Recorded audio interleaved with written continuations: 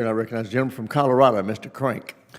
Thank you, Mr. Chairman, Mr. Secretary, and General. Thank you for being here. And I want to first kind of apologize for the sort of personal attacks. My mom and dad taught me to be different. You won't get that from me, Mr. Secretary. Secretary Hegseth and General Kane, we've heard multiple times this year that we can't do Golden Dome because it'll just cause China and Russia to build better missiles to get around our defenses.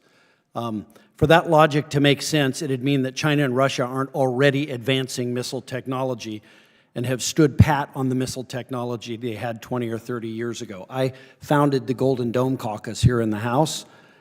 Is that an accurate statement, that they have stood pat on missile technology, or are they advancing our enemies on missile technology? I think it's fair to say, like us, they're attempting to advance in every way possible. Secretary Hegseth, El Paso County is the fastest growing county in Colorado. It's projected to see significant population growth over the next 3 decades, and we're proud that the region's become such a desirable place for families, but that growth has to be balanced with protecting critical operations of our 5 military installations, and that's why initiatives like Security Open Space and Agriculture Resiliency, or SOAR, initiatives are so important. Through a combination of private funding, USDA's Regional Conservation Partnership Program, and the Department of Defense's Readiness and Environmental Protection Integration Program, or REPI, this initiative supports targeted land acquisitions near military bases. These efforts help conserve wildlife, habitat, preserve agricultural interests, and of course maintain the necessary buffer zone, the most important part, that allows military missions to continue. Does the Department of Defense plan to continue to support the REPI program in the FY26 budget request to Congress? Yes, sir, it does. I could get back to you with a specific number. That would be great. Thank you. Additionally, the Colorado Trust for Public Land has been awarded an $18.5 million USDA RCPP grant to help leverage DoD REPI funds and reduce future land use conflicts around installations like the U.S. Air Force Academy. However, I understand the USDA is currently holding the funds under review. While I recognize this may fall outside of your direct jurisdiction, the success of this land acquisition is essential to protecting the Academy's training capabilities. Can I count on your assistance in working with USDA to find a solution that protects the readiness of the Air Force Academy and responsible federal funding? Yeah, we're happy to look at that with you. Great, thank you. I also would like to talk a little bit about the border.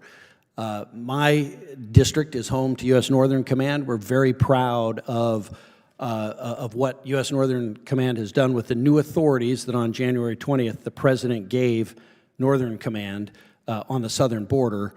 And in addition, 4th ID has troops down there. Could you talk a bit about some of the great work that the U.S. military is doing in support of securing our southern border? We think it's foundational and fundamental work to the security of our nation. And as I've said before, because the previous administration allowed 21 million illegals from places we don't know to enter our country. And thank you for asking that, because it gives me an opportunity to sort of, I see questions that are specifically meant to attempt to sow discord between the chairman and I, knowing you're going to get different answers based on our positions.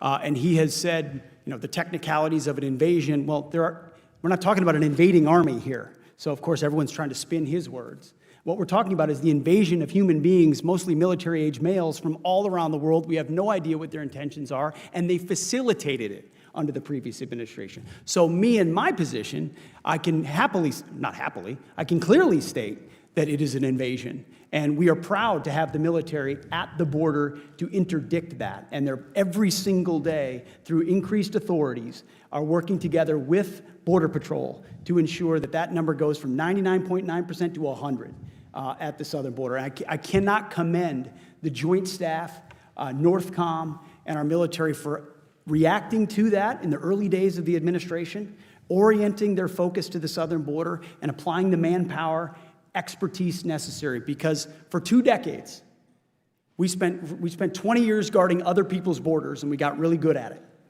And it's about time we take that expertise and apply it to ours. And I commend our military for following those lawful orders and executing it incredibly well. They did a great job, and it's very similar to what's happening right now in Los Angeles. It's a support role.